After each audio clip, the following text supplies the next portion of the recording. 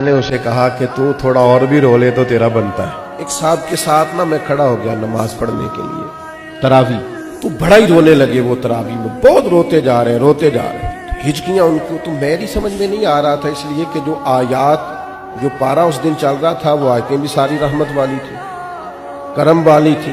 ایک ہوتا ہے کچھ ایسی آیات ہیں جن کو سن کے رونا آ گیا، لیکن میں نے کہا بھی ہو سکتا ہے رحمت پر بھی لوگ رو پڑتے ہیں، تو وہ کچھ زیادہ ہی معاملہ ایسا ہو گیا کہ ہچکیاں بننے لگیں اور ساتھ والے لوگ تھوڑے سے محسوس کرنے لگے، قربان جائیں۔ وہ سلام پھیرا تو میں نے ان سے کہا خیر ہے؟ تو دیسی آدمی، دیہاتی بندہ مجھے کہنے لگا حضرت جی یہ تراوی پڑھا رہا ہے نا، یہ میرا بیٹا ہے۔ تو میں کہا میرا بیٹا حافظ ہو گیا اور مصلی سنا رہا ہے اور قرآن مجید پڑھ رہا ہے؟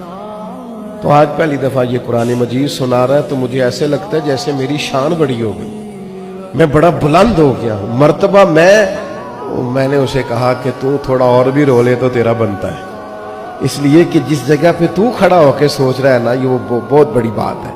قرآن مجید سے وابستگی ہماری یا ہماری اولادوں کی، یہ بڑی ضروری ہے۔